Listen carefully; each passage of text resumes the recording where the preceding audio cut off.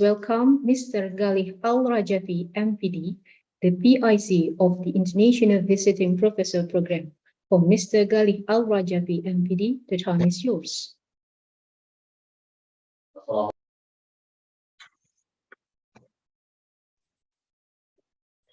Assalamualaikum warahmatullahi wabarakatuh. Good morning, ladies and gentlemen. Warahmatullahi wabarakatuh. Good morning, ladies and gentlemen. The Honorable Mr. Mark Philip C. Padran from University of Makati, Philippines. The Honorable, the Head of English and Literature Study Program, Universitas Ngudi Waluyo, Mrs. Endang Susilowati, SSM Hum. The Honorable, the Head of English and Literature Study Program, Universitas Ahmad Dahlan, Dr. Andes Maftukin M. Hum. The Honorable, the Head of English and Literature Study Program, Universitas Sanata Dharma, Mr. Hirmawan Wijanarka M. Hum. The Honorable, the Head of English and Literature Study Program, Universitas Islam Sultan Agung, Dr. Didi Murwantono M. Hum. And the Honorable, the Head of STIT Ibnu Rushid Tanah Grogot, Ahmad Effendi MAG, and all beautiful and handsome participants. First of all, let's praise to God who give us a mercy so we can attend this event in this beautiful opportunity. Secondly, I want to say thank you so much for being here. For everyone, welcome to this. This is International Visiting Professor. It's aimed to brings an expert master in language and literature, art and linguistic.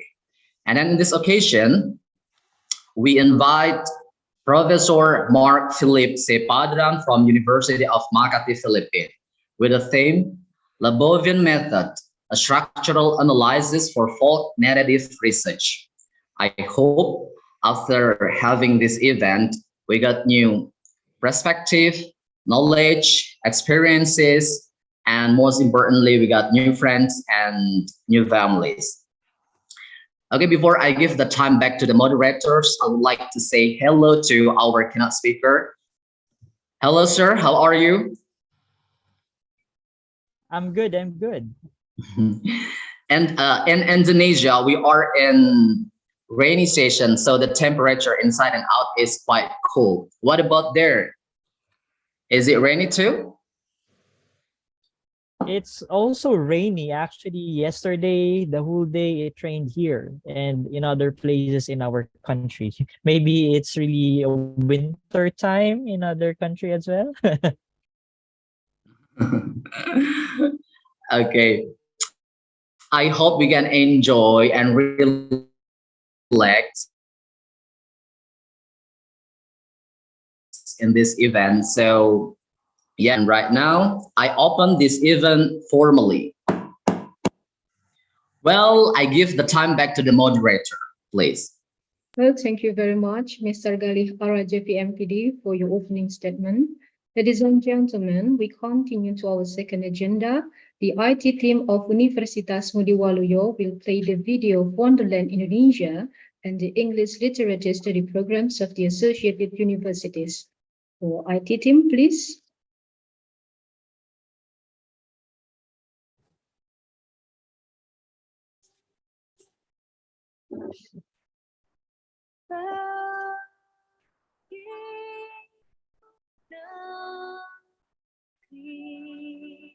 Jiwa raga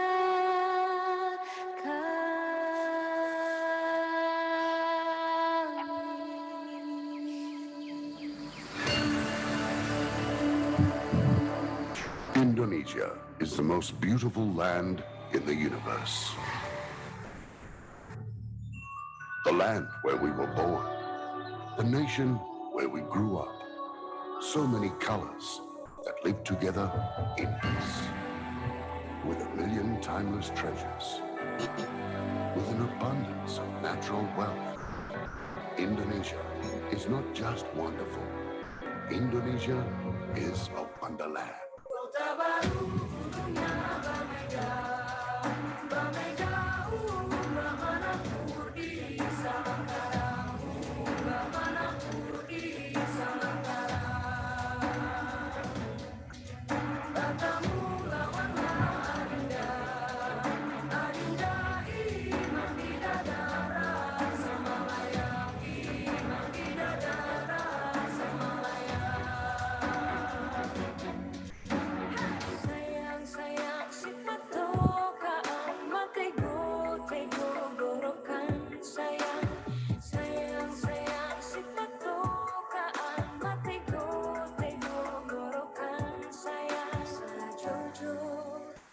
jujur Yumanam komi sabapari samuna muna muna keke Samuna muna muna keke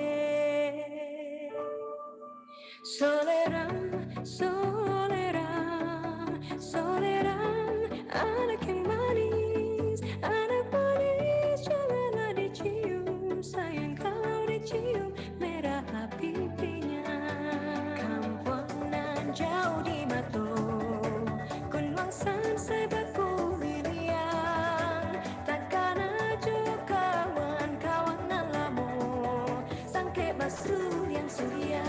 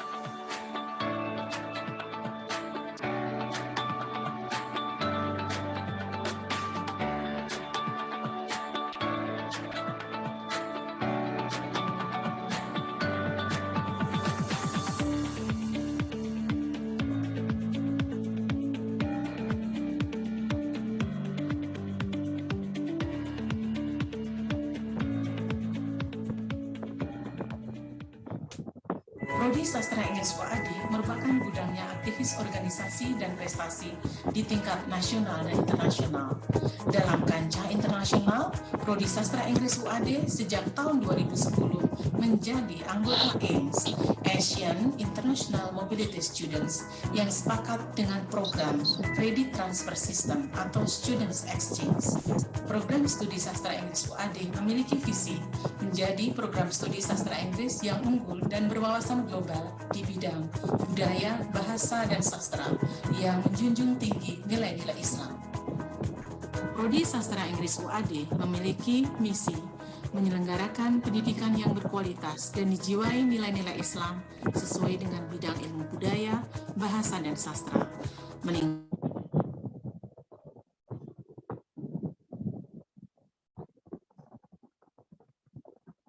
Dan internasional dengan azas manfaat dan berkeadilan dan meningkatkan tata kelola yang baik dan bertanggung jawab yang dijiwai nilai-nilai Islam.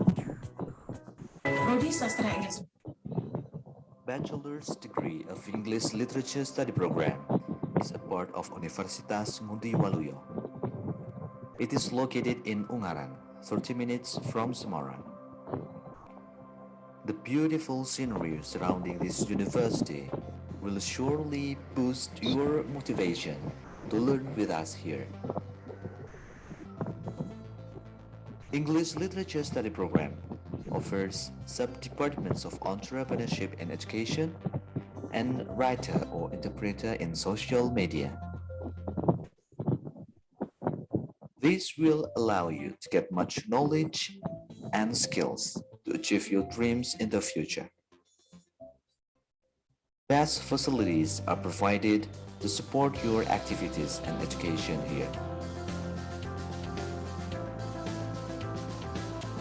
After graduating from this study program, you can become a journalist, interpreter, writer, editor, literary critics, office worker, or teacher.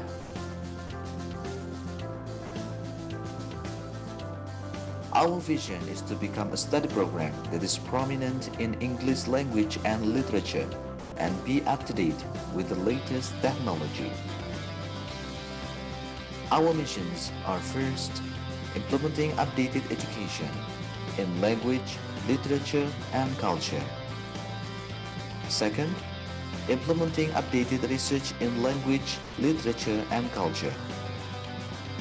And third, implementing updated society empowerment in language, literature, and culture based on society's needs and the latest technology. And developing cooperation with national, regional, and international institutions in language, literature, and culture, both in Indonesia and other countries. Fakultas Sastra Universitas Sanata Dharma berdiri pada tahun 1993. Bersamaan dengan perubahan iklim Sanata Dharma menjadi Universitas Sanata Dharma. Ada 3 program studi di Fakultas Sastra, yaitu Sastra Inggris, Sastra Indonesia, dan Sejarah. Halo, aku Juliet, mahasiswa Sastra Inggris angkatan 2020. Bertemu kembali di sini merupakan sebuah pengalaman yang menarik, karena selain mengasah akademikku juga keterampilanku seperti organisasi, kepanitiaan, dan perlombaan yang disediakan. Dosennya juga ramah banget yang menunjang berkembangnya diriku, terutama di bidang sastra seperti menulis. Ayo gabung bersamaku untuk bertumbuh kembang bersama di sini. I've had nothing but pleasant experience studying here at the Faculty of Letters, and not just that I gained benefit in terms of building my confidence and also connection, but I also honed my personal skills, such as critical thinking and also public speaking.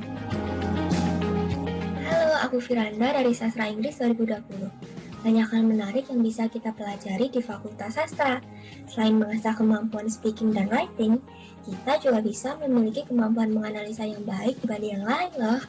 Jadi, tunggu apa lagi? Yuk gabung! Fakultas Sastra Universitas Sanata. Di usianya yang lebih dari 60 tahun saat ini, Unisula memiliki 40 prodi yang mayoritas terakreditasi A dan unggul.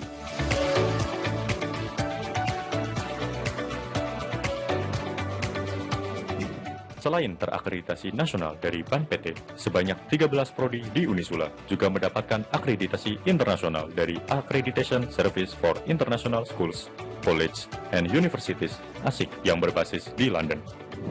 Dan terakreditasi dari The Alliance on Business Education and Scholarship for Tomorrow, a 21st Century Organization ABES 21, yang berpusat di Tokyo, Jepang.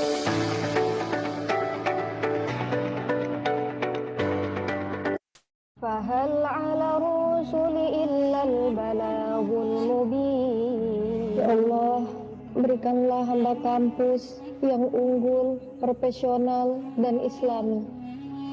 Saya tahu tempatnya. Sebelah. Coba aja di sini.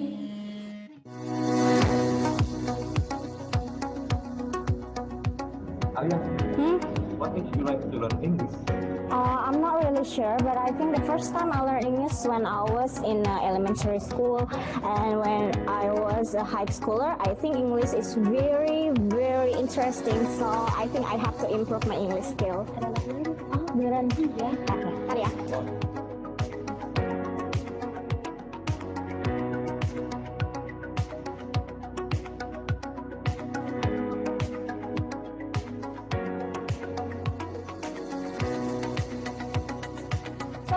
Warahmatullahi wabarakatuh. Perkenalkan, nama saya Rindi dan Mana Priyati, dan ini teman saya Halidis Kafidian.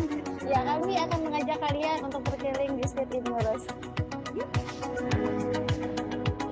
Berdiri pada tahun 2002 hingga sekarang, Sekolah Tinggi Ilmu Tarbiyah Stit Ibnurus Tanah Grogot terletak di Jalan Negara Tanah Priuk, Kabupaten Pasir, Kalimantan Timur. Sebagai satu-satunya kampus pendidikan dan keguruan yang berlandasan keislaman di Kabupaten Pasir, Stit Ibnurus Tanah Grogot menghadirkan pendidikan terbaik untuk turut serta dalam pengembangan sumber daya manusia, khususnya dalam bidang pendidikan tinggi.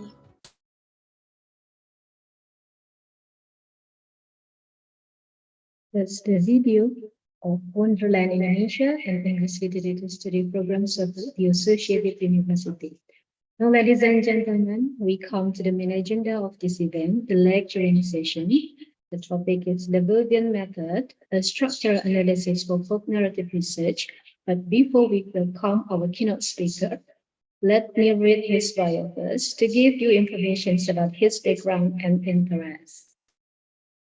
I share the screen.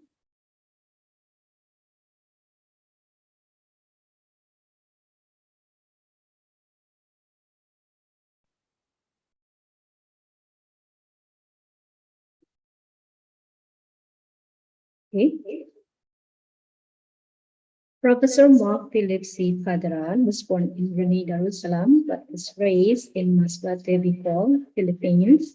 He is currently pursuing his PhD in literature at the De La Salle University, Manila, and works as an associate professor at the College of Arts and Letters at the University of Makati. His research interests are cultural studies, literary studies, and education-related studies. He presented most of his research at national and international conferences. Also, some of his pickle poems appeared in different printed and online publications such as Himoluan by Parasurat Vikolmon, Pitong Pantik Pintik at Pagitan by National Commissions for Culture and Arts, and Tapu Zine by Suryan and Sining.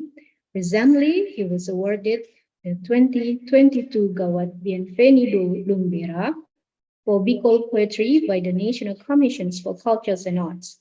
Lastly, he earned his most outstanding graduate in Master of Arts in Literature at Bicol University, where he also earned Bachelor of Arts in English. He is also a financial planner for Manila, Philippines. His awards and achievements are Best Presenter for DLSAU International Multidisciplinary Research Conference, De La Salle Araneta University, Outstanding Leadership as UNC Camp Leader for Massive Open Online Course in Kamarisur and Naga, Top 1 in a submitted case count for February 2021. Okay, that's the bio of Professor Mark Padran. Ladies and gentlemen, please welcome Professor Mark Philip C. Padran. Hello. Hello, good morning, sir. Good morning, everybody. Good morning to my dear friends who are here. I know a few of you here. We have here Darus and then my friend Gadi and some Filipino friends of mine and colleagues who are here in this Zoom meeting. I think I could see Miss Professor Elma Rosales and we have Sir Marvin. Yeah. All right, and some other people. So other visitors of our visitors, a pleasant morning to everyone. So, all right, thank you so much for that introduction as well. That you gave a background about me. Can I share my screen because it's disabled? Yes, in please, my... sir. Time is yours. Enjoy your time in this lecturing session, please. Yeah. However, I think it is disabled. I cannot share my screen yet. Yeah. All right. I think So, make it as the... right. So while the technical team is still fixing it, okay. I just would like to give a few background about the Labovian. So, in my master's degree, I got engaged and very much interested with research on the folk narrative, since that is the focus of our institution to conduct folk researches so that we would be able to contribute to the cultural proliferation of the society. Now, a lot of things are still unrecorded. A lot of things are still there, but are not being gathered, collected, and written as a research so that we could disseminate it to a lot of people. And it is our role as researchers, as educators, to become one of the people who contributes to the repository of the researches on the folk narratives. And it is very important for us as educators, as researchers, who would be conducting researches in this field, that we have to have this knowledge on how to ensure that the narratives that we have gathered, we collected, or the things that the interviews that we have is a complete narrative, which would be a good value for a research or for a data, a repository of data. And that's where Labovian method comes in.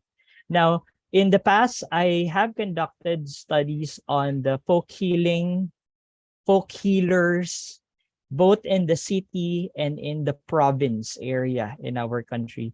And if this is done in our country, maybe in Indonesia, there are also some folk healing practices, which we could, the traditions that are done by the folk in the villages, which we can also use as a subject for studies. Or other things, stories maybe from the older generation, which we could put value, because once they are gone, of course, the culture will die with them. So in this aspect, what we will be discussing is about the first is narratives and the world. The second is the use of Labovian method. What is a Labovian method? And then the third one is my study. I would like to share how did I conduct my folk healing narrative as a researcher, my experience in doing that, and what were the advantages, disadvantages, and other things that we need to avoid based on my experience as a researcher, so that you would not repeat the same mistake which I did. Okay, because this is the time where we will be sharing, of course, our knowledge and what we know, so that we can help one another in order to become better researchers in this field. And for those who are interested on doing studies as well, it is also necessary that we would have this idea on what is Labovian method and how interesting is this. Okay, so are we ready? Yeah, can you click like sign Yes, or yes, we are ready. okay, all right. Yes. Okay, let's start. Yes. Okay. Now, majority of the people today are more concerned, right, on the coping with many forms of technological advancement brought by modernization. And the manifestation is that they do not want to be left behind. You always want to be up to date, right? That's why when iPhone 14 came, a lot of people are lining up. When we shifted to the education on synchronous, asynchronous, distant learning, we would like to have this gadget so that we could be up to date. And people always seek for new discoveries, new technologies, and even new inventions to have an easier life and a better experience in life.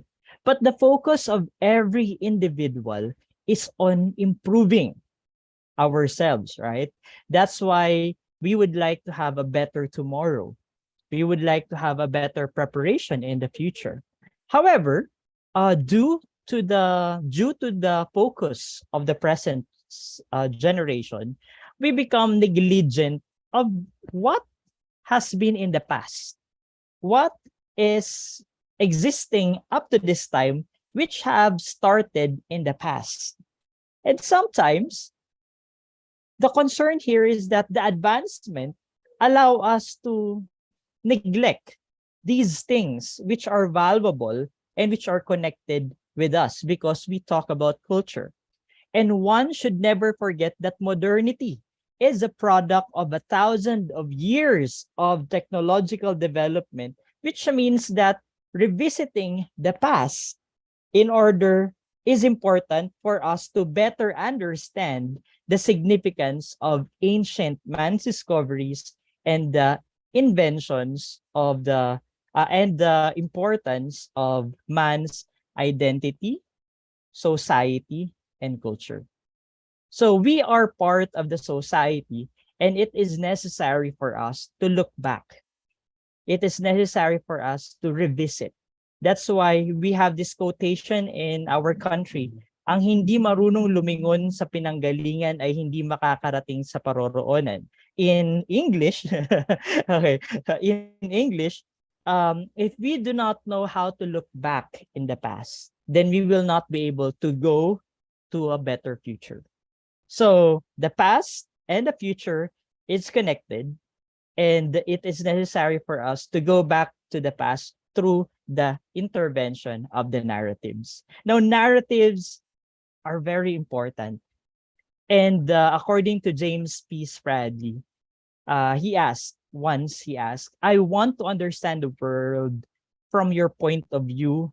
I want to know what you know in the way that you know it.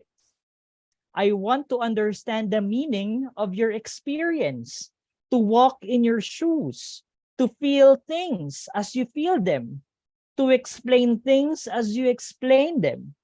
Will you become my teacher and help me understand? So in the study of the narratives, this one is very important. The main reason why we have this gap of the present and the past is because we do not fit in the shoe of the narratives, or we do not understand the narratives of the things that are in the past. So the moment that we move towards the collection of the narratives, we get into the memory of the person. We get into the culture of that person. We tend to understand the society where they live in. And the moment we were able to have this understanding, then they become the teacher that would allow us to understand how are we different and how are we similar and how we are connected. And it's very interesting. The study of narrative is not just about collection. It's about the social linguistics, the importance of the society through language.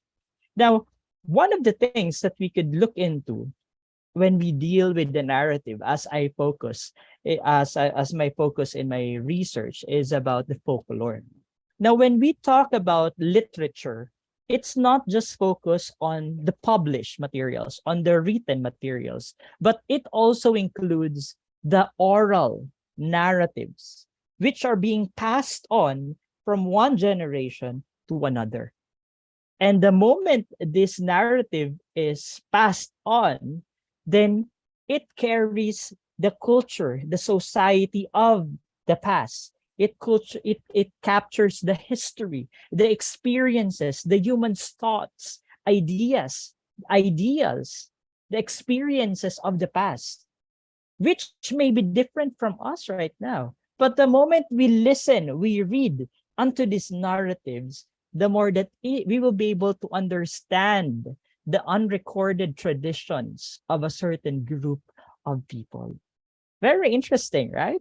And these things are, some people would say that would not give help to us. We are now in the modern times and we need to focus on the development, improvement, progress. But let us always go back to the importance of humanity. We being human would allow us to look back. Why am I like this? It is maybe because we are connected with who we are in the past. And looking into the folklore makes us localize, makes the narrative near to our hearts. Okay? So that's why culture, when we talk about the culture and society, they are intricately and closely related. One cannot be without the other because people in a society developed their own culture, and it shapes the way they interact with one another and understand the world. So now once we study narrative, it does not just mean that we collected the stories, but it carries with it the culture, the society, and everything in it. So this one is very interesting, that narratives is already something that is big, that we have to understand it. But how can we say that it is necessary, really? No? How can we say that it is still relevant? How can we say that this is really of importance, essential? According to the national artist of the Philippines, if you could read the Rugged Terrain, a chapter in the book of Revaluation 1987, you would be able to see that he stated in the Philippine context that in our country we have three problems: the material, the man, and the method. I am not sure if in Indonesia you experience the same problem, but in our country, even up to this time, these are the three problems when we study the vernacular literature or the local literature. First is that the material. We are influenced by Western culture, Western readings, Western books, everything in Western. And the problem here is very simple, according to him: the availability of the local literature, the availability of the vernacular literature. Because of our orientation in the Western culture, we lack resources about the local literature, specifically in the literature of the locality, the smallest unit of the society, the smallest society. And the problem also is because collections are inadequate. And if there are inadequate resources, people will have limited references in reading. And if you're going to imagine it in the future, he wrote this in 1987, and then now it's already in 2022. Still, we have problem in adequacy because not everyone is doing their part, or not all researchers are doing their part in bringing in more materials, in preserving the society through the narratives of the vernacular. And this leads now to the second problem, which is the man. Since in 1987, he said that the problem of attracting quality brain power to study of vernacular literature is existing. And if it is in 1997, then it should be done already by, it should have been, this was prominent in 1970s, right? 80s.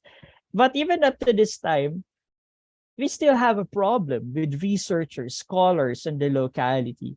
And sad to say, sometimes the situation is that other countries are more interested in studying the local studies. I don't know if you experience that as well in Indonesia, that foreigners come to the country to study the culture, and they are much interested, which is a challenge to the local people, because we as part of the nation should contribute to the conduct of the study in the locality. And this poses a challenge. That's why at present in our country, we already have several cultural mapping, so that we would be able to identify which cultures are available in the locality, and we have to conduct researches on these cultures to preserve, so that whenever some popular literature would come in, then our culture will remain identified because we are able to collect, and there are some people interested in studying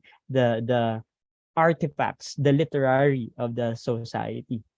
And lastly, aside from the man and the material, the problem also is on the method.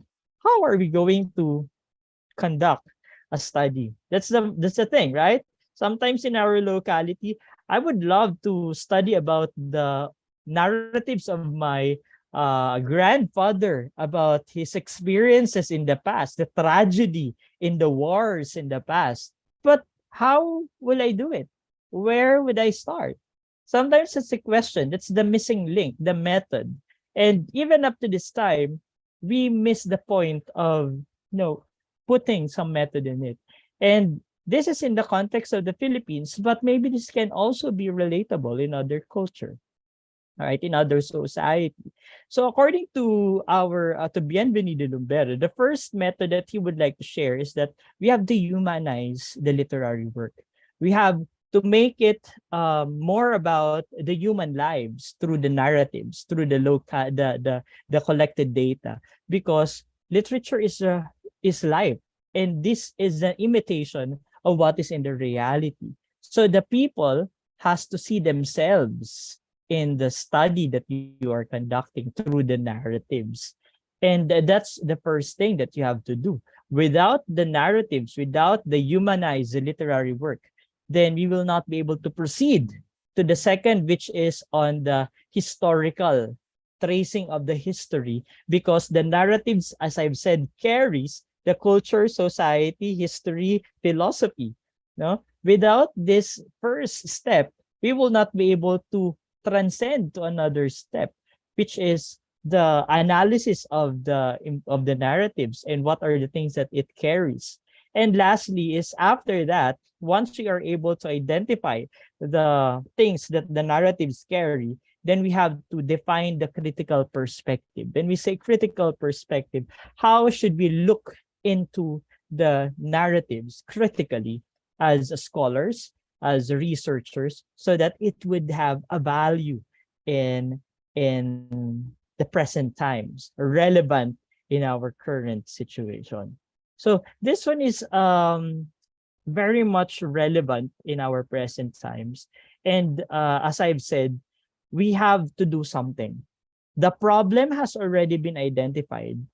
And now is the time for us to move, to do something, because these should not remain as a problem, but it should be given solution.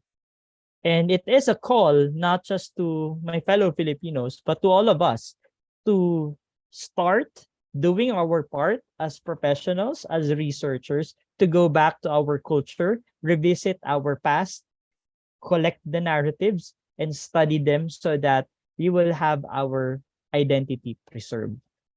So, all right.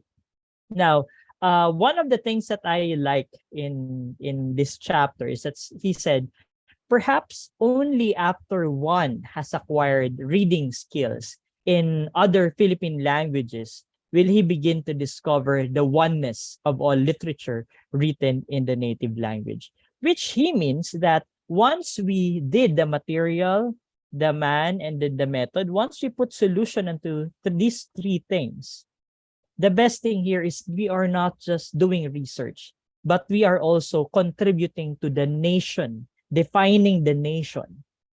Why? Because the narratives, as I've said, is a contribution to the identity of a certain society.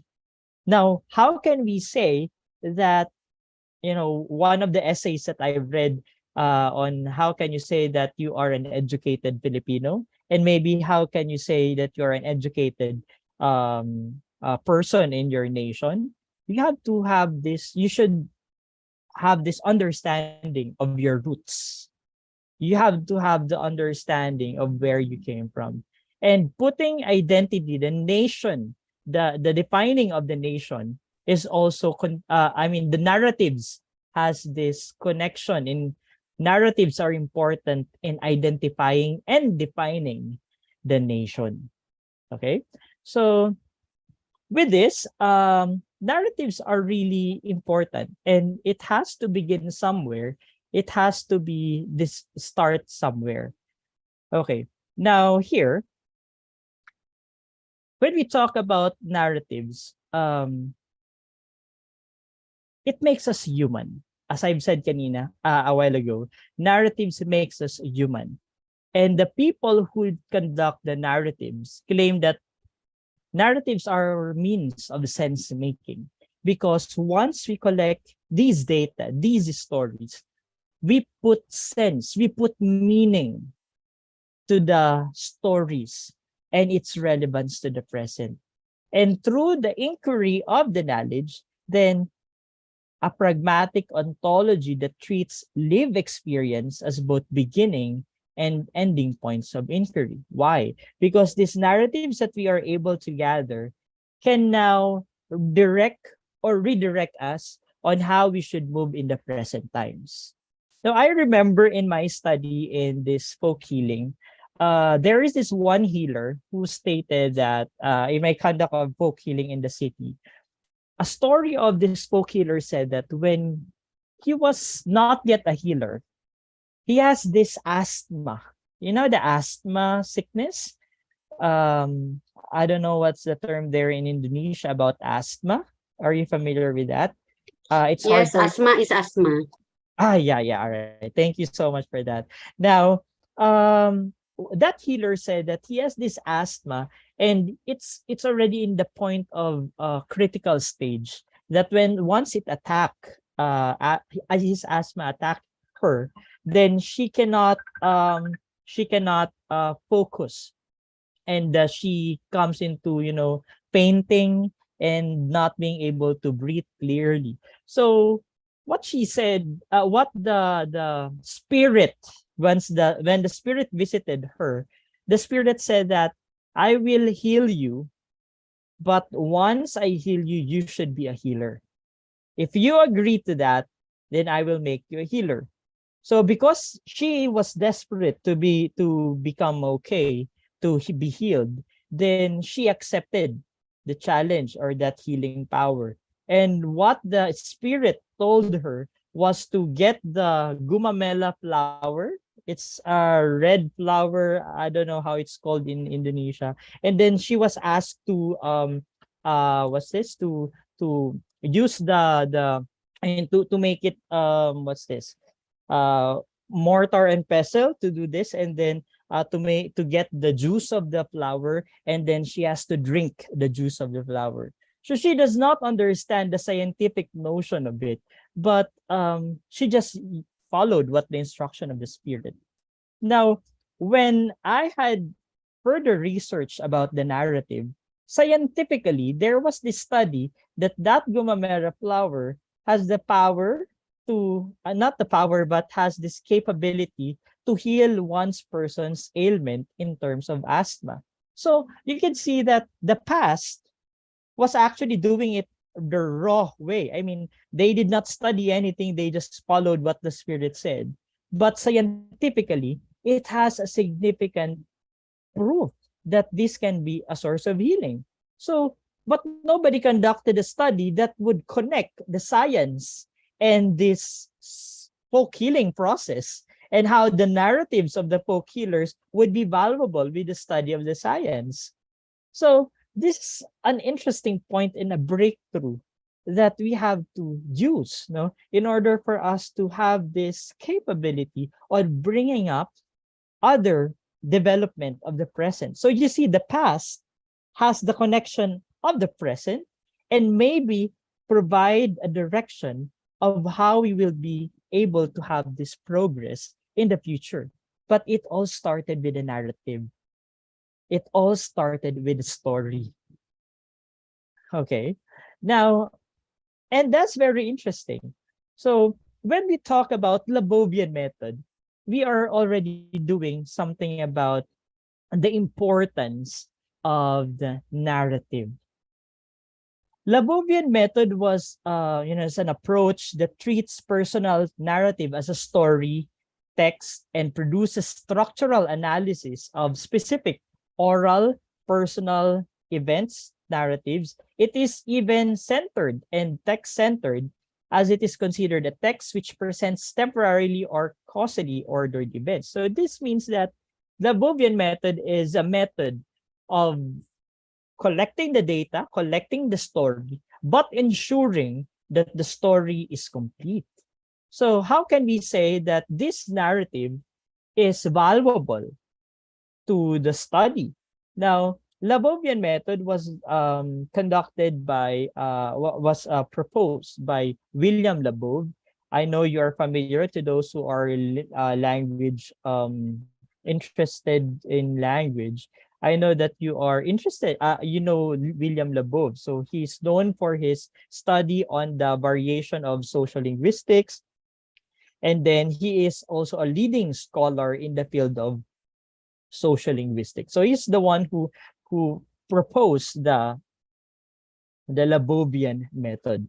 Now, having said this, another important thing is that we have to know what is in the Labovian method. So he proposed the schema, 6-schema model of analysis, narrative analysis, which means that the narrative should have this abstract. Second part is orientation. Third is complicating action. Fourth is resolution, evaluation, and coda. So according to the Labovian myth, to William Labov, once these 6 parts are complete, it means that the story or the narrative is also worth telling because it has a complete set from the start towards the end. Although in some cases abstract and coda are not present, it's okay as long as the orientation to evaluation is also is there. Now, if you could notice here, sometimes you would be thinking that how are we going to use this in this research? But this is already the thing that you have to identify once you collect the data. You have to find the abstract, orientation, complicating action, resolution, evaluation, and coda, which I did in my study. Now, let's break it down to pieces. No, let's go from one thing to another. Once we say that once we say abstract, it deals with what is in the nutshell. What is the story all about? So this, according to William Labov, this is an initial clause in the narrative that reports the entire sequence of events of the narrative. Say, for example, you are talking about the experience of the local or a person about the war, experiences in the tragic war. So in the narrative, once you collected the data, you can see there that a person might say, during the war, it was really an awful experience for me. There were deaths and there were full of emotion because of the things that happened in the past. So that's the abstract.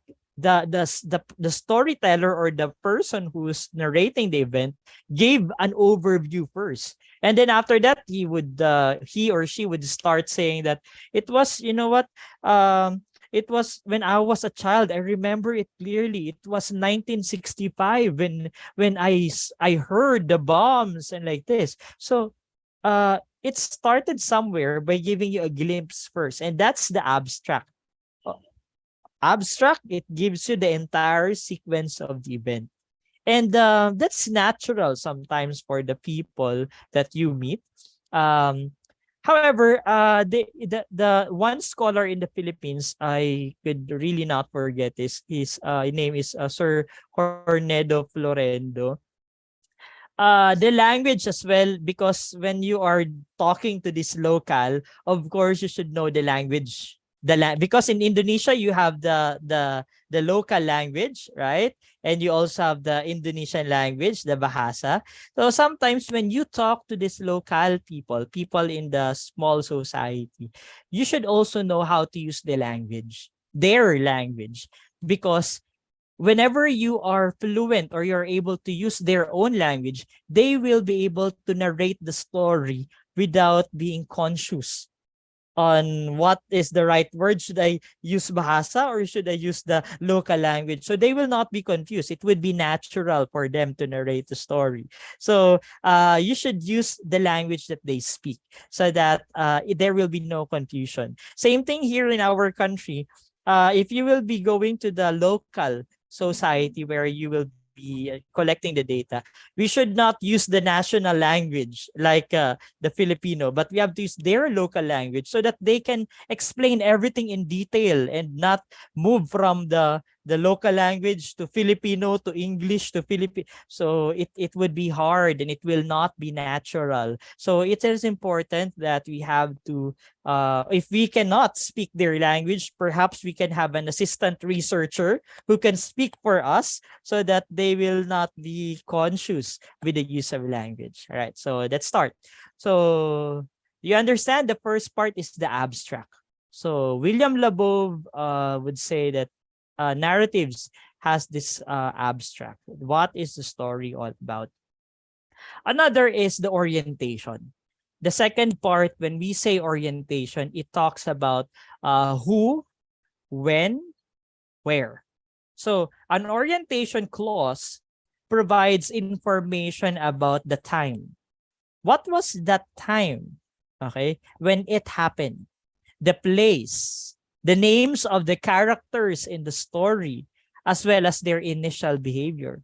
So when you are to collect the story, you have to, sometimes they will miss it. In my experience, sometimes they would immediately go to what happened, like when you would like to gather the story about the folk healing, how did the spirit visited you, so they would immediately go to the experience. It was when I was young. So sometimes like that, they will just say, when I was young, there was this spirit who visited me in my dreams. So they miss already the time. Where were you during that time? Okay. So you have to let them, you have to give your follow-up question so that you would be able to get the who, when, and where, so that the data will be complete, so that you would have the complete story. So you as a researcher should be guided as to how you would be able to get the data from them by asking questions, because in your mind you should know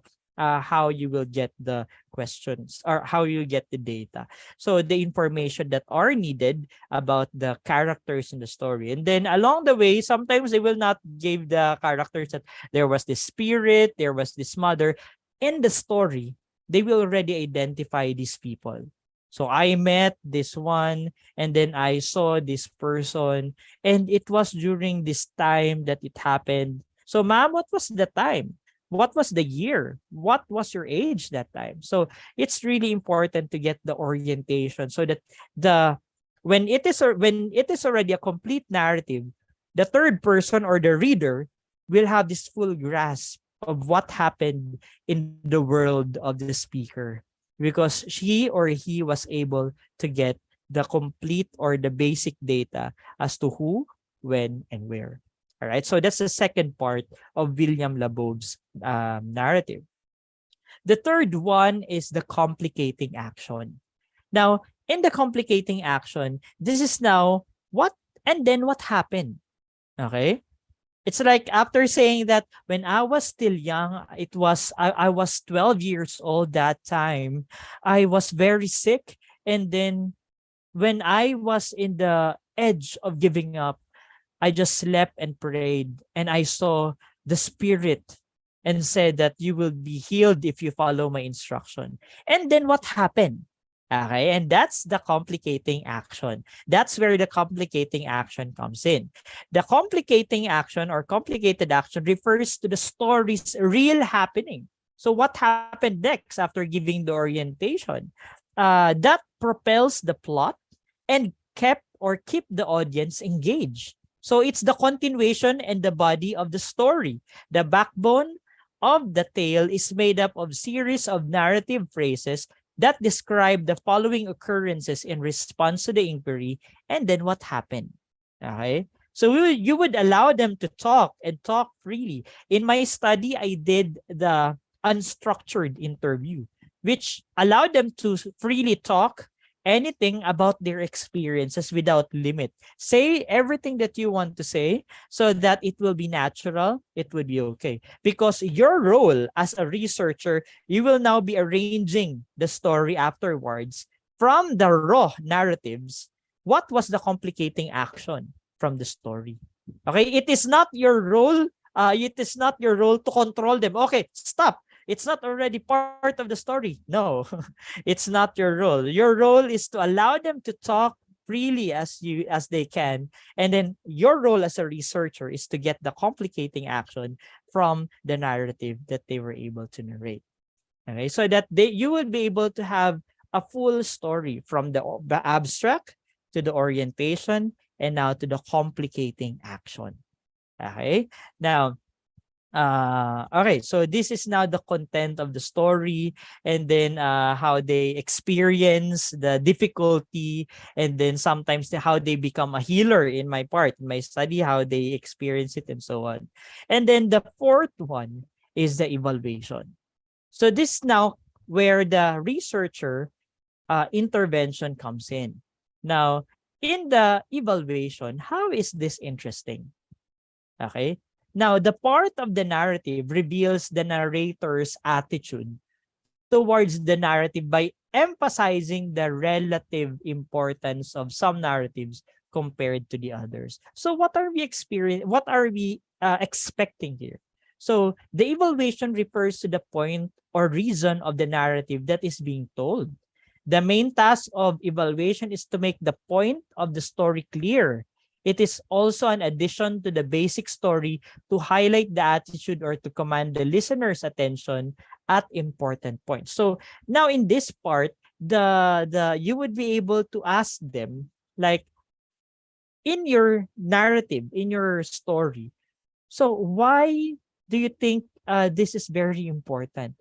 As a healer, what is the important thing that you were able to realize? So now they now think, and they will be the ones to say that the folk healing is really the healing process was not about me. I did not invent this. So this is about the spirit who gave me the power to do this and that.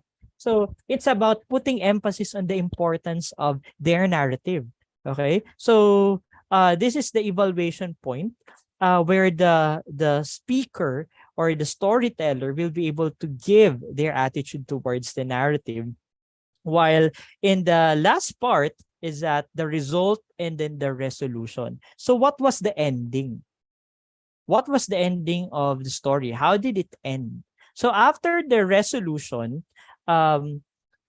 in the resolution, it is about a personal narrative, which is the collection of the complicating action and the most reportable incident.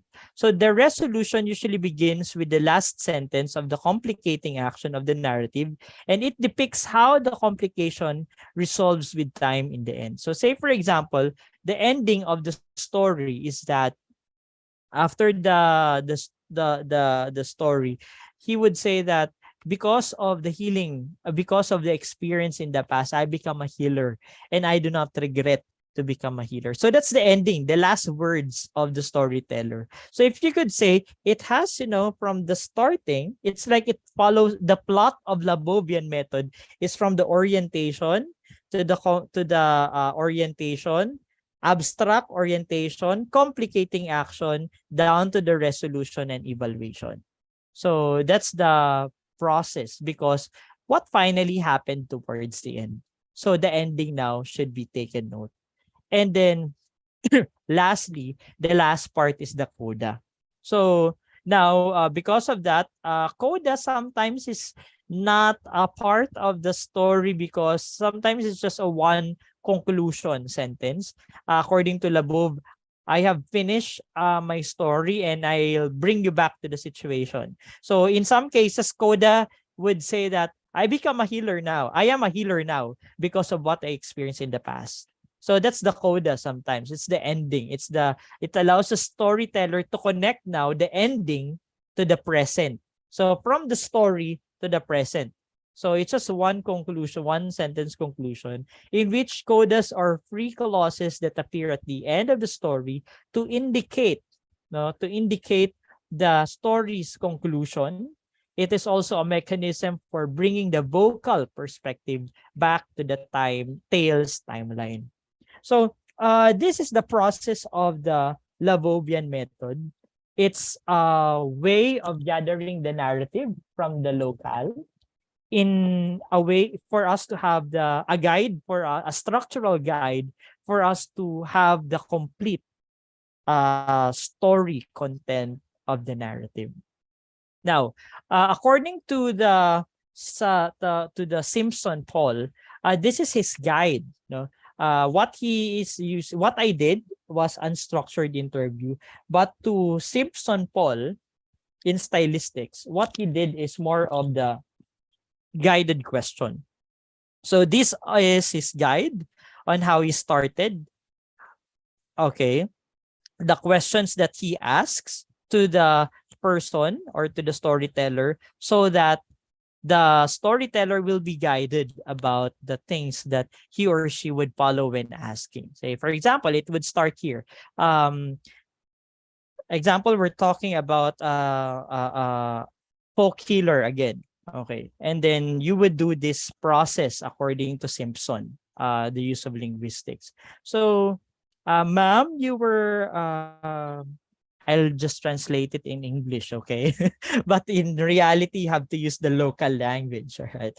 So, Vam, you are a folk healer here, right? So, can you tell us a story about how you become a folk healer? So, what was this all? What was this about, ma'am? The folk healing thing. What was this all about? So, the person would now start to give the story about the listener. The story. I become a folk healer in the past, which allow me to heal people, and it's really surprising because it started with a miracle. Oh, so who were involved in the story? And when and where did it happen and take place? So I become a folk healer back when I was in 12 years old when the spirit visited me. So I remember I was sleeping and my mother was beside me. All right. So she now identifies the who, where, when. I was just in the house. So everything is there now. It helps the listener to identify the time, the place, the person, activity, and the situation. So after that, you would ask now because she might pause there after you ask him or her. So you would now ask the complicating action. Then what happened, ma'am, when you slept with alone and then like that? So with that question, the core narrative is being provided. So everything in the element of story will be narrated. So this happened in my dreams, and then like this in my dreams, and the spirit visited me, and so on. And after that, when she narrated the story, then what finally happened? What happened to you after that? Okay, so it will now go to the recapitulating of the key event in the story. And so what, ma'am? Because of that, what is the main what happened? Okay, what's now the importance? So now the person will now give the function to make the point of the story clearer. Okay, until the end. How did it end? How did the narrative end? So that signals how the story that ended and brings listener back to the point that entered the narrative. So now, once you are able to collect this, that story is already a narrative and it becomes complete. And you now turn the oral literature to a narrative that can now be subject for analysis, subject to a future directive, and a part of the literature because you collected it. And once you publish it, it will now contribute to the world of literature. That there is this knowledge that was gathered. There is this important perspective of the person who collected the memory of the past and was able to be recorded because you initiated the study. Very interesting. A narrative that contains not just a story, but it contains the society, the culture, the philosophy, the history and all. And because you did it, you contribute to the body of knowledge. And it will now be open to different studies. It can be done. The narrative that you collected may be subject for literary analysis using the theories. You can use this narrative as a linguistic study, maybe in the discourse analysis, maybe in this kind of analysis. It's just started with collecting the material through a man who knows the method. So we will go back to what Bienvenido Lumbera said, that narrative, important to go back to the material, man, and the method. And now the method is already here. Labovian method is already here. So what we should do? Okay, we have to do the research. We have to do our part and contribute to the material of our locality. Now, I would like to share my study on the healing narratives of folk healers in Bato Camarines Sur. So I did this study back in 2017 when there was no COVID yet. So we are free to go to the society without face mask. And then we are free to converse with people where they are gathered, and then you enjoy conversing without any mask and consciousness that we are not conscious that there will be a virus that you can pass on, right? Right now, we have to be strict in the health protocols, but during that time, it's all okay. And maybe if you are sick, the folk healer might say, come here, I will heal you. Okay, because the study is folk healing. Now, the folk healing practice which I studied, this is talking about the common, and it continued to exist in the community. You know what, in the study in this place, Bato Camarines Sur, a lot of people would visit first the folk healers rather than the doctor. They in the city, people in the city, what we usually do when we feel something not good, we go first to the doctor. And then once the doctor cannot heal us, then we will go to the traditional healing process. But these people in the province, they first go to the folk healers in their society before going to the doctor. Okay, so that's their orientation. So sometimes we in our present times, we would say that's not a good thing. But again, the narrative allows us to understand and connect with them. So here, a number of folk healers perpetuate the art of healing, and significant number of individuals continue to seek their expertise even up to this time. So my first study was about this place, very provincial, very remote, far from the city. But after 2 years, I conducted a study in the city. Imagine, in the city of Naga, there are folk healers. Imagine there are just hospitals near the place, but there are still folk healers existing in that place. It means that people has this orientation, people has this consciousness that they really believe in the folk healing process. And that's very interesting. So to give you a glimpse, the Bato Camarines Sur is here, and the nearest hospital, whenever they have problems, they have to travel for 41 minutes just to reach the city. So during that time when I conducted the study, it's really hard. Whenever you have heart attack, you have some problem like you're very sick, you have to travel 1 hour, and with this emergency, it's really far, right? So what they usually do, they always seek the expertise of the folk healers within their place, so that they will not spend a lot of money if the folk healers can still, help them, something like that. But if the folk healers would say that we cannot do anything about it, then that's a time that we'll bring it to the doctor. So one of the oldest tradition is indigenous healing, and this is carried by the community. So despite of the presence of the medical advancement, they still choose to consult the folk healing. Now, in the study which I did, this is the analytical paradigm which I use, which is an experience-centered approach, because it was a collection of the narrative based on the experience of the person in the locality. And I started the presentation because, as I've said, the society and culture are intricately connected and related. One cannot live without the other. And this culture now has this folklore, which is very much evident in the society. So with that folklore, I collected the folk healing practices and narratives, which I subjected through content analysis and Labovian Method. Content analysis to get the themes, Labovian Method to get the process, to check if the story is complete. And then functional approach, this is what I've said, the further study on the narrative, so that we could put value to the collected data. Okay. And then I was able to identify the functions of the folk healing narratives in the society. So imagine, it started with the narrative so that I would be able to get the function in the society. So narrative is really very important. And these are the narratives which I've collected in the place. So ukag, in their local name, it means the massage. But their massage is not the usual massage in spa. They use the Latin prayers. They use the Latin prayers with some cultural intervention. No, they offer their massage to the god.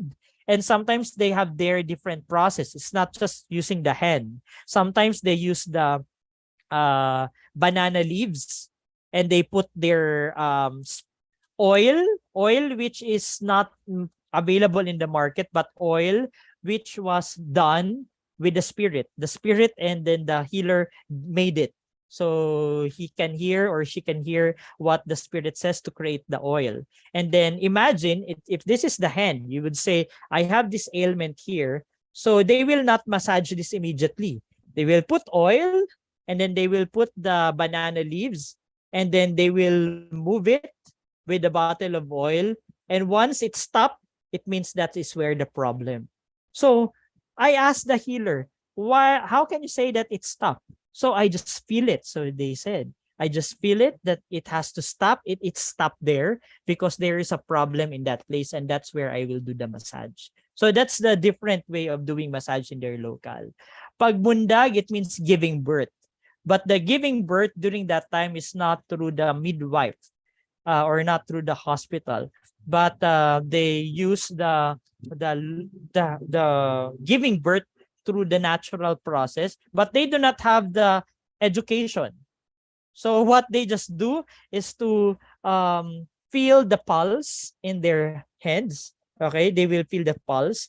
If the pulse is very strong, that's the time that the woman will give birth. So I said, how did you know that thing? If you did not study about nursing, about doctor, they said that they hear the spirit and then they feel it. There is an intense feeling. So, okay. So, and then after that, the narrative or the folk healer said there was this one instance where during the process of giving birth, so usually the head comes out first, right? In the normal way of delivery. But in her experience, one of the most difficult thing is that the one feet, the foot comes out first. And then I said, what did you do? Because the foot comes out first. So what she said, it's according to the narrative. She pinched the toe of the toe of the child, and then she said, let the other foot come out. And then once she pressed it, another toe come out, and then she pulled it, and then everything went well. So I said, how did you do it? How did you know that that's correct? Because medically, it's not a good procedure. So she said, it's the spirit who told me, and then everything went well in the delivery, though it was, and then that was a complicated thing, but she was able to manage to do it.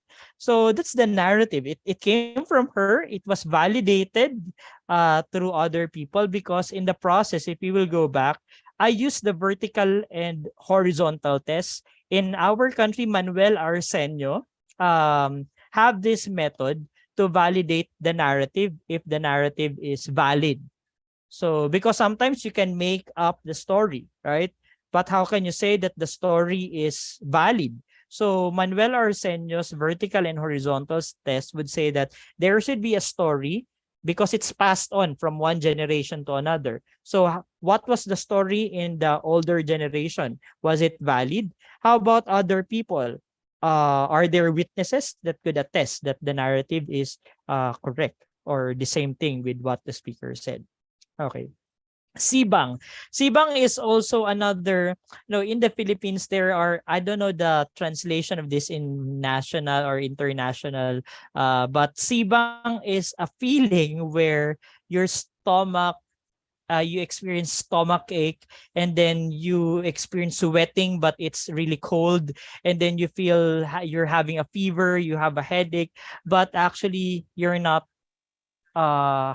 you do not have high temperature, something like that. And what they usually do, we call it sibang, and what we do is we use the betel leaf, and sometimes we just use our saliva and we have to lick the tummy, or we have to lick the forehead, and then do some prayers according to the folk healers. So that's something that they do, and the folk healers knows that folk healer knows that this is sibang, and they have to do the process. Sometimes they have to chew some betel leaf, and then their saliva, they will put it out and then put it in the forehead, put some leaves, and then the person will get healed in few hours. So imagine the saliva of the folk healers being put onto your tummy and to your forehead. So something, it feels awkward, but that's their process. and the person gets healed, that's valid. Okay. So according to the folk healers and then the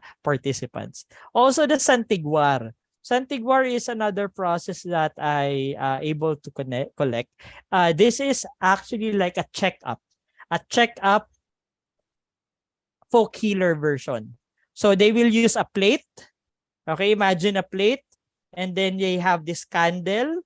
Okay, they lit the candle, they put oil in the plate, and then they will do the prayer, and then the candle will lit the plate, and after that there will be some ashes in the plate, and they will read the ashes on the plate, and they will say there is a spirit that you were able to hurt. Okay, and you have to say sorry to that spirit. And then that's the reason why you experience that kind of sickness. So something like that. They are the ones who do it, and then when they did the sacrifice, they did the offering, they did the process, the party or the patient gets healed, and that's the process. So these narratives which I collected underwent the narrative, no. What I did is the transcription and translation. Transcription because from the recorded material, from the recording of their narratives. So I wrote down their experiences, the narrative, and then I did the translation so that it will be understood by other readers. And after that is after that is that there will be an analysis of the Labovian method to see if the collection of data or if the study, if the narrative has a complete part in the using the Labovian method. So that's the usual process. All of the narratives should be subjected to that so that the narrative will be complete. And then I subjected, after collecting the narrative, this narrative underwent some analysis using the functionalism by William Bascom, which he states that a narrative, a folklore has 4 functions: to educate the people, to escape from reality, and to conform from the culture, and to validate the culture. So based on this, the narratives, according to my study, was used to provide awareness on the folk learning to the community, because the folk healers are the ones giving now advice, what you have to do, what you have to avoid, what you have to do afterwards. So it becomes an education to the people who are part of the study. And then secondly, the folk narratives is a form of escape or entertainment, because their experiences would sometimes feel awkward because of the folk healers. But when they look back, it's effective, yet it gives them, for fun, and they just feel happy about what happened in their healing process. The folk narratives as agents of social conform or conformity. Because of the folk narratives, the people who receive the narratives, because when they tell the story to other people would also say, okay, I want to experience that as well because I feel the same thing. And I think that folk healer will help me get healed. So there is a conformity to the society, to that culture. And through the continuous dissemination of story, the culture, it becomes a culture, and it becomes a valid culture in the locality. So that's what I did in my study. And that's how I applied the Labovian method through the research on the folklore. So thank you so much, Diyos Mabalos. God bless you all. Okay. All right, so thank you. Thank you I'm very now much. ready for some questions. Yes, now we open the question and answer session. So the participant, you may raise your hand or just drop your questions on the chat box. But so we have 3 Hello, Carla. questions currently. Okay, all. Hello, Mr. Hello, Carla. Salam. Yes, Hello. please. We want Can to I ask something. some question for Yes, my please. friend? Hello, Mark. Hello, hello. long time no see, yeah. Yeah. So you How become a are you? professor now. Mhm. You become a professor now. Yes, yes, I am. Oh, okay. So I'm interesting with your research about Labovian method. As we know that Holy Book from the religion. Yes, it's Yes. always explain the narrative story, sometime folklore, and Mhm. is it also the Labovian method in Holy Book from the religion? Is it the first? I mean, and the second, you talk about the healing, yeah, but I think it's only psychological or mental healing, is not physical healing from the Labovian method. Yeah, All right. is it clear? Is it clear? Yes, yes, yes. Okay, Yeah. okay. Thank you so much for that Thank you, my question. friend. Yes. Can Okay. we directly All right. answer his question first, Prof. Mark? Okay. Yes. So that is actually a good question. But if you will look back, because the first question is the Holy Book or the stories, the narratives in the Holy Book is underwent Labovian method. I think Labovian method is has been proposed later on. The Holy Book, the way of gathering it, was way back. But if you're going to look at it, it's the process of collection of the process of if you're going to look into the process of the Labovian method of its collection, there is an intervention of a researcher who interviews another to get the data. But I think that's not how the Holy Book was written. I think it's more on the intervention of the God and then the person who wrote the Holy Book. But maybe if you will look into the narrative, is the narrative complete? Okay, not following the Labovian method, but how about the parts of the narrative? Like, does it have the abstract? Does it have the orientation, the complicating action, and so on? I think that's a good study if you're going to conduct a study about how the completeness of the narrative in the Holy Book, does it contain the complete parts of the story, so that we would be able to identify that these are the stories from the Holy Book. Structurally, is it complete or not? So I think that's one thing that we have to use, and we can maybe Labovian method, we can just adapt the parts of it, okay, or we can also adapt some of the elements in the narratives, okay, but not the process. I think we cannot put into the process like there is a researcher and there is a listener and you will record and transcribe. I think it's not that the process. Okay, so that's the first question. The second question is on the I think I missed the second question, Darus. It's a physical, mental healing. Aha. Yeah. Okay. It's So connected to it's only Aha. physical and mental healing. Yeah, It's yeah. not like a physical healing.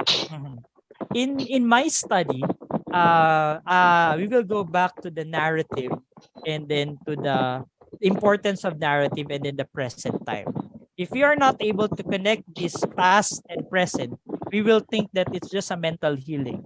It's just a healing that has been the effect of, you believe something, that's why you got healed. But if you're going to look into the importance of their narrative, their belief was actually because of what happened that time. It's because of their experience. It's because of what they felt like, and they experience physical healing, not just mental.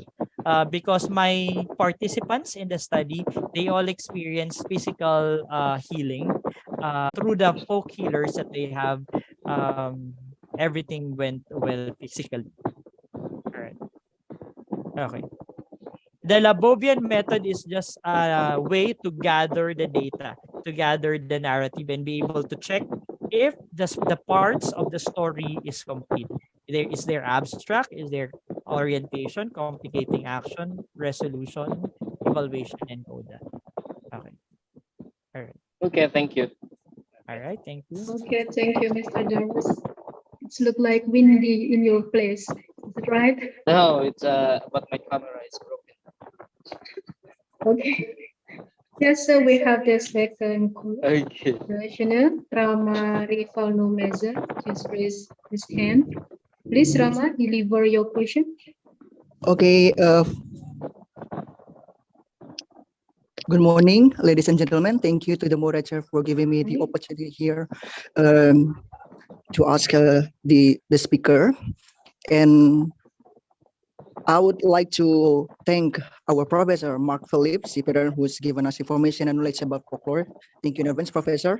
Pleasure to have you here. So, first of all, my name is Ramari Foramazel. I am a final year student of English literature at the University of Muhammadiyah Lampung. After listening to the lecture that has been given by our great speaker, Professor Mark Philip, I would like to ask him about these three things. One, how can we explore and learn to protect and conserve the folkloric, archaeological, built, and environmental heritage of a nation? Two, should we tell our children fairy tales and other popular stories? Or maybe we should always tell them the truth from a rational point of view. Three, how are we able to develop our curriculum to enhance the capacity and create the opportunity for the learners in the folkloristics in a way of academia to industry? Thank you in advance. All right, thank you so much for that. So let me go from one question to the other. So the first question is about how are we going to preserve the environmental heritage. cultural heritage of the society. One of the things that we have to do is to record it using the narratives of Labovian method. So we have to document what is the problem right now in the environment. What are the experiences of the people in the cultural heritage and in the environmental concern. So we have to get their narratives so that we would be able to have this glimpse of what is happening in reality. And with that, we can have some themes. We have to get the themes so that we would be able to extract from the narrative the significant meaning or essence of the problems that they are experiencing and how we can address the problems. We can recommend a solution to that. So I think that would be a good way to address the concern on environment and cultural heritage. Okay. Is that clear for the first question? Yes, all right, thank you so much, sir. Okay. For the second question, is it okay to narrate or tell fantasy stories to the children? My answer for that is yes, because the time that the children are still young, we are able to improve their imaginative point of view. A lot of students right now are into the visual learning. And we tend to miss the imaginative part. And by telling the story, letting them fall in love with the story, then they would be able to have improved their imagination, their creativity, and that will now have an effect in their future progress. Like they would be able to think creatively in their workplace when they grow up. So it all starts with the imaginative point of view. And your third question is bridging it now. How can we use this narrative or this fantasy or these local stories in the curriculum, in improving the curriculum? I actually made, in the study which I conducted, I created actually an output. One is an informative material telling the narratives about the folk healers. And the second one is translating the experience of these narratives of these folk healers into a children's short story. So their real experience becomes a story that children might be able to read. Now, the best thing here is that once we started with the narrative of this locality, and you converted it with a short story. You make a story out of the narratives. And then the narratives now, the story, is used now for curriculum. You make a material, children's book, or then you make a question, a guide question, which could either be used to improve the students' language development, values, culture. They will become interested because if the story is from their locale, they would say, oh, I know this person. She was the person, the old grandma lived next to our house. She has a very good story. So she will be able to be interested even more because she is familiar with that person that she or he is reading. Or if the folk healer or if the person did not give permission to use his or her identity, perhaps you can say that, wow, there is a story that exists in our place, just in our town, a story that is very valuable, which I can learn. And if this exists and I learn from this, then it will be helpful as well to me. So they will become more relevant. The story will become more relevant because they are part of the town. They are connected with the story. All right. So I think that's it. You can develop this from a narrative to a children's story, narrative to your curriculum that would be aligned to the values, to the subject topic that you can use. Okay. Okay, I think that we can receive your explanation, sir. Now we have the chat box question from this one Dito Dwisa Tanto that he say literature is a work of fiction that reflects a real life. Now, since a fantasy story is a part of literary work, do you think fantasy story can give cathartic release to the reader? Fantasy story is generally focused on entertain children. So with the literary work through the powers of narrative, it can give relaxations to the children from their stress. How about your opinion about this, sir? Thank you. All right. Thank you so much for that question. This Yeah. one, Dito Dwi. Based on my because I used the narrative, I subjected the narrative to the functionalism by Bascom. And one of the findings that has been found there is that the narratives indeed can be used to escape from the reality and at the same time be able to become relevant to them. So which means that the fantasy, the narratives that we are able to gather is not just a mere fantasy, because the narratives that you are able to gather and make a story out of it, this is taken from reality. This is the imitation of life. And once they become relevant, the story becomes relevant to them and they are able to connect with it. They become amazed and mesmerized with the function of literature in their lives, that they too have their stories and they can relate to the existing stories. And with that, it can also lead to, the release, the cathartic release of their stress, because they are diverted from their what they believe in, what they know, and they can relate to it, and then they can it can be used to relax them, because in the story the person got better, the person become a better person. And if I can relate to it, and that story came from our town, if he or she did it, I can also do that. I can have a positive perspective in my life.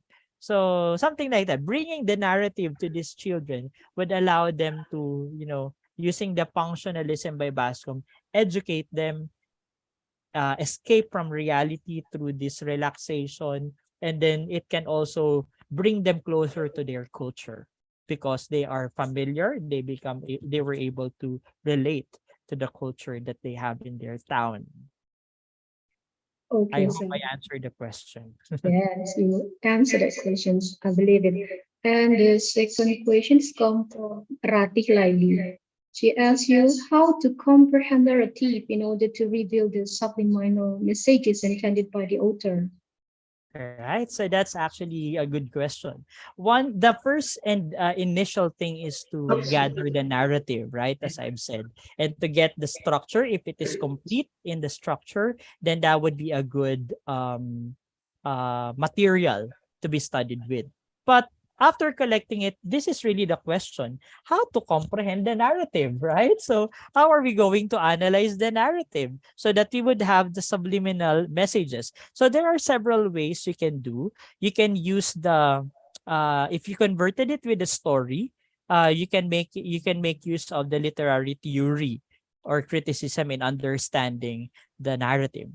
Secondly, you can, if you will be focusing on the linguistics aspects, then you can study the maybe you can study the discourse analysis, the conversation analysis. So if you will be focusing on the socio-cultural, then you can use social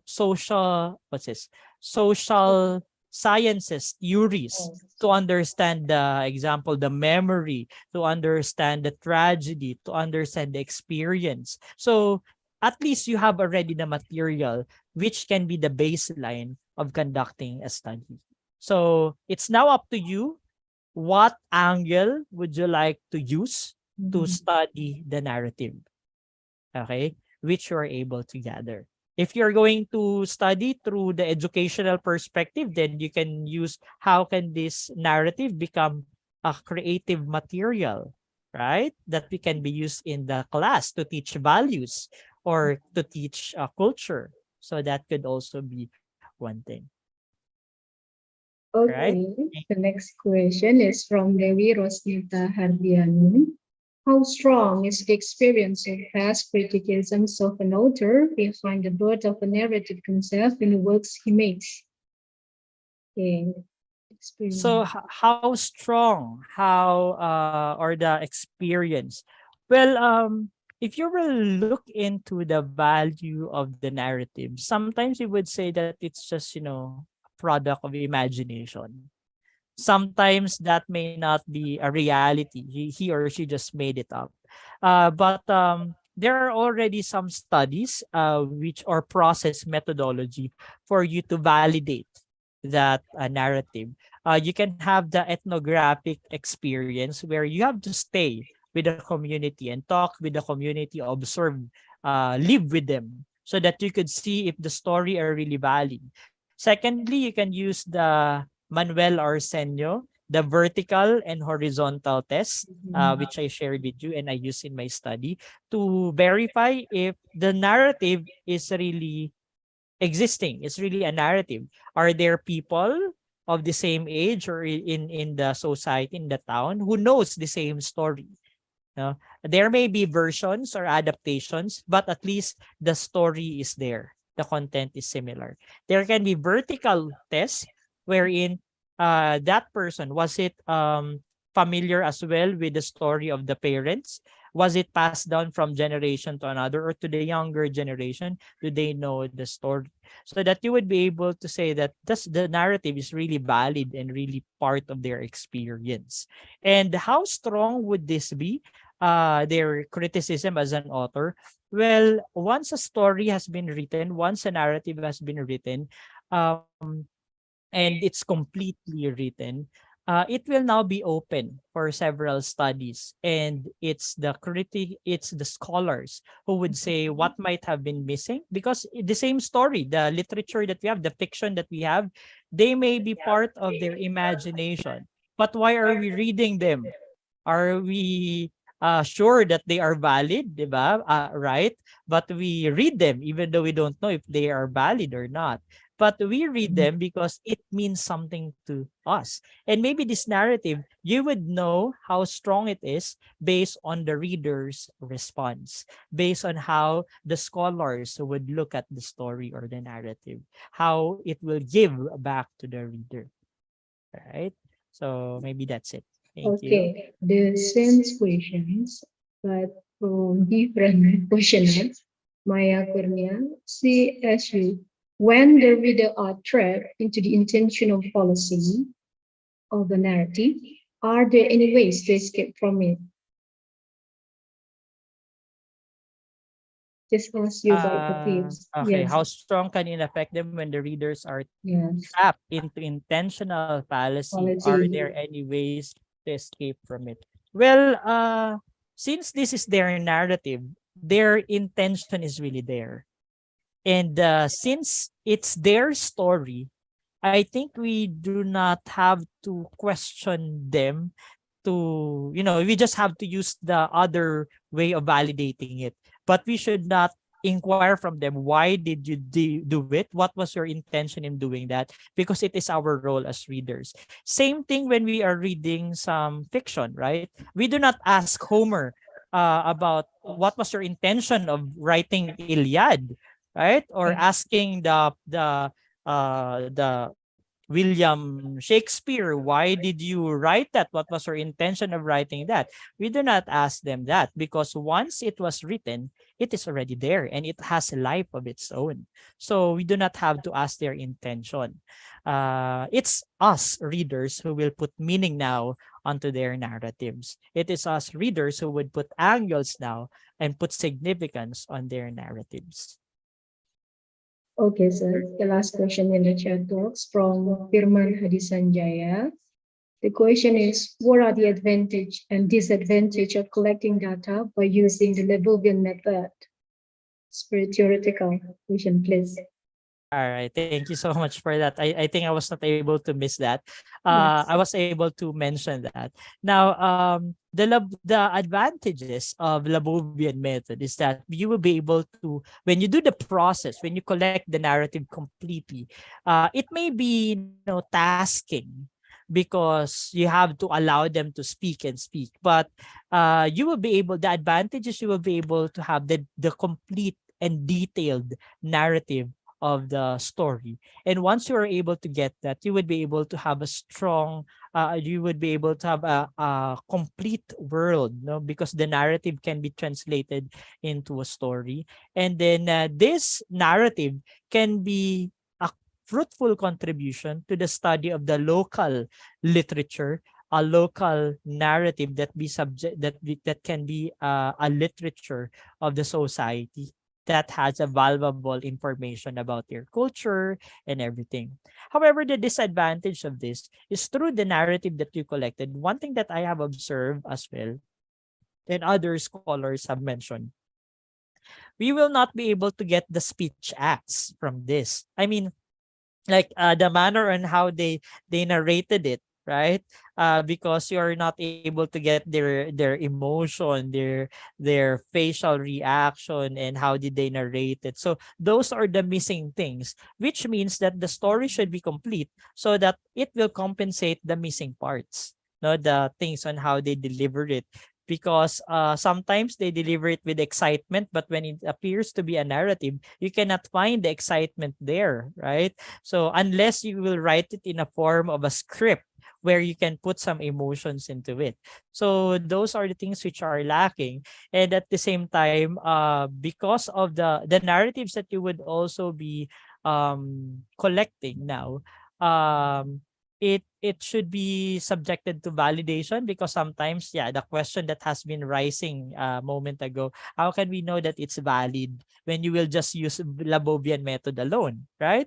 Because Labovian method alone will not test if it is valid or not, if it is really existing or a made up story. But you are going to use other intervention, which I mentioned a while ago, so that you will be able to test that the narrative is valid, and it's not only him or her who knows the narrative, but other people as well, and can confirm that that narrative exists, right? So Okay, right. that's I think that we still have one question. It is from Budiati from Mudiwaluyu. It's very interesting if we can bring our local story or folklore into popular fiction. The problem is when we try to bring a local story into different culture, for example, into English, sometimes it loses the soul of the story. How to overcome this problem? all right. So that's also a good question, but it now lies in the translation. Okay. We all know that we're living in a world of translation. Like say for example, the things that we are reading in our literature classes, right? The Tale of Genji in Japan. Okay, some of the poems in other country, they are all product of translation. But can we say that we cannot feel them? Can we say that we lost the soul of the narrative of the story? Of course, we cannot say that, because we felt it. We were able to see the emotion, the intellect of it, right? The example, the William Shakespeare Old English translated into the modern English. Can we say that we lost the meaning of it? Of course, no, right? So it lies now in the translation. Now, how are we going to translate the local narrative into the English language where the culture is still there? Sometimes in the process of translation, because that's my present dissertation about the local narrative, it's actually fiction, translating it in another language. Sometimes we want to translate everything, but it's not actually good. Sometimes you have to leave a local language that cannot be translated into English or other languages because the reader has to study the culture itself. Like what I've said, the Sibang, the folk healing on Sibang. There is no direct translation of Sibang to international. So the reader will now have this research to study what Sibang is, or there should be a note below that will provide the discussion or definition or description of what Sibang is, since it is not existing in other country. Something like that. So that the culture is preserved, the term is not translated, and it can be adapted. Okay. Okay, thank you. All right. Okay. Is I there think any a while question? ago, Rama was raising his hand. Okay, Rama was raising his hand. I don't see it. Oh yeah, he's raising his hand. Yes, Rama, please. Okay, thank you so much for the opportunity, for the second opportunity that has given to me, the moderator. I would like to ask our professor, our great speaker, Professor Mark Philip, how are we be able to break the stigma in our society that folklore isn't just a myth? Thank you in advance. When I conducted my study on folk healing and folk healers, people are saying that my study is very lame and not interesting, very simple, and not really that important. But before the pandemic, the folk healers in our country was the folk healers in our society nationally was declared that these folk healers are national treasures. How did it happen? Because someone did research, not just me, but other scholars in the field, in other places in the Philippines, conducted study about the folk healers, and they were able to declare or state the significance of folk healing in the local society and in the present progression. So, going back to your question, how can we break the stigma that narratives are not really that important? Conduct your research. Just do it. Just collect these narratives. Just conduct research that would allow us to get the significance of these narratives. Because along the way, the moment you continue to study it, the other scholars will also do the study. A lot of people will have this value or be able to see the value of these narratives. And once they see it, maybe some of the heads who would be part of the team in the in Indonesia or national, who is head of the culture of the society, they might be able to use the studies, the collected narratives as one of the important tools in developing the local literature or putting identity in the literature of a town, because there is already a strong and a number of studies in our place or in your place. So because that is also happening even in other country, even in our place, the town where I grew up, they said that there is no literature yet for that place. But we cannot say that, right? Because their notion of saying that, because nobody has written anything about it. But now, slowly, there are already some researches on the folk healing. There are already researches about some of the ghosts and other things and stories of the local, the grandparents, the song. So there are already existing narratives, and we have to continue conducting narrative or collecting narratives. And soon, we can already say that we will have our own identity of our town. So where we will start? Collect the narratives. Okay, just contribute with the narratives and allow people to read it, allow other people to study the narratives that you did. And soon, if not now, then that will be, the stigma will just be broken. Thank you. Okay, I believe that narrative is used to understand the way of life of a generation, especially in the past, and to understand the culture in a society. Thank you, Professor Mark Phillips. Ladies and gentlemen, let me conclude this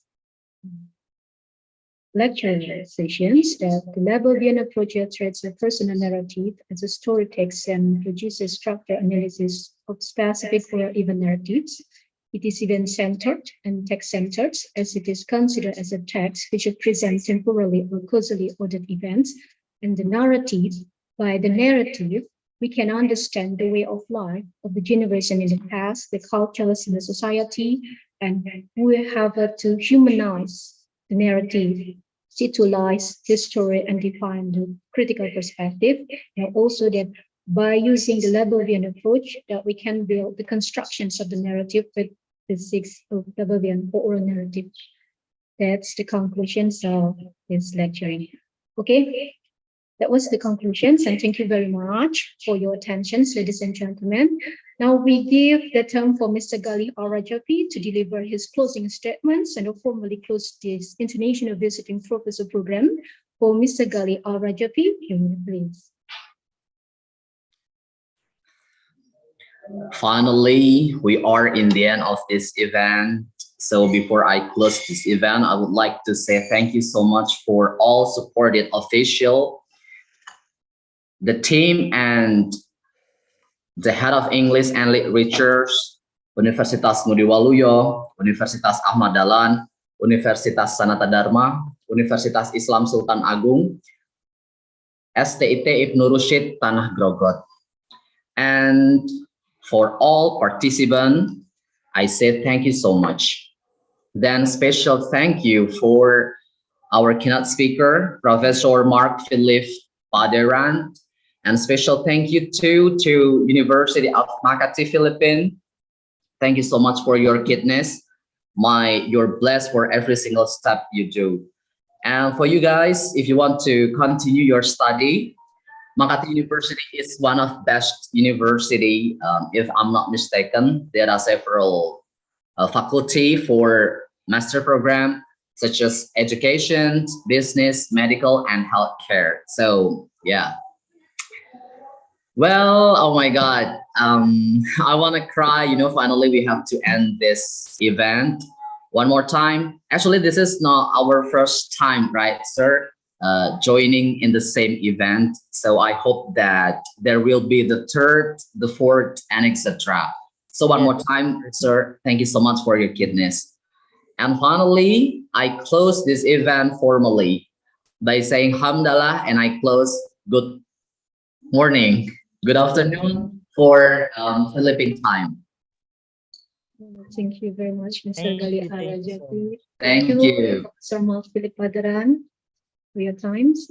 Ladies and gentlemen, that's all our International Visiting Professor Program today. You may leave the meeting, please. Taking a picture, ma'am?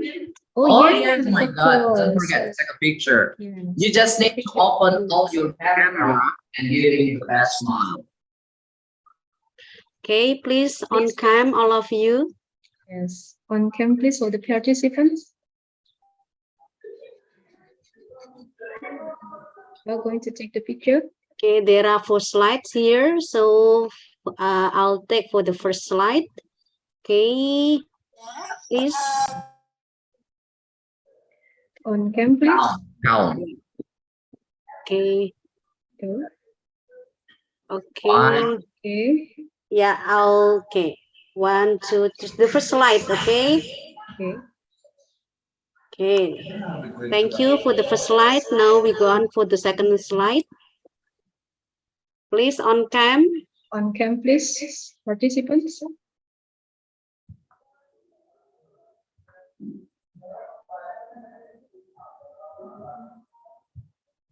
Okay, wait. There are several participants still off cam. Please on cam.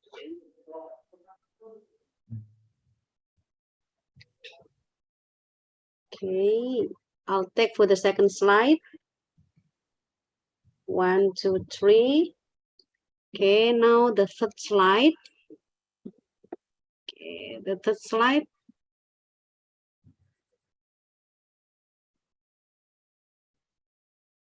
And then the last slide. Okay.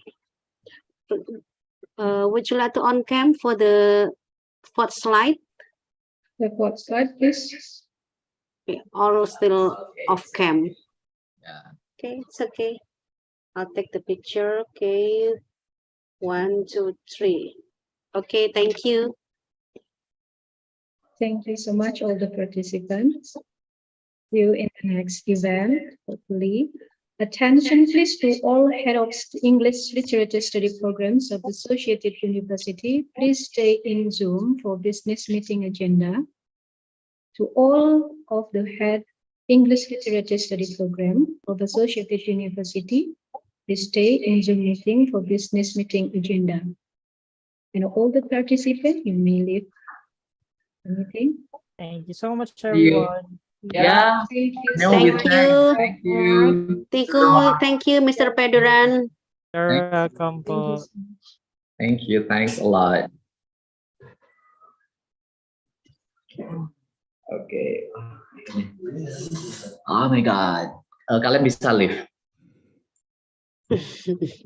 Only for the English literature study program. Oh, yeah. Head of English literature study program. It's just for English. Yes. Untuk tim dosen bahasa Inggris di masing-masing pihak penyelenggara kita ada diskusi bentar ya untuk apa namanya evaluasi untuk partisipan dan yang lain-lain bisa live. Okay, thank you, Mr. Gali, Miss Carla. Who is that? Assalamualaikum. Widya. Oh iya, I remember that sound. Waalaikumsalam. Thank you, Widya.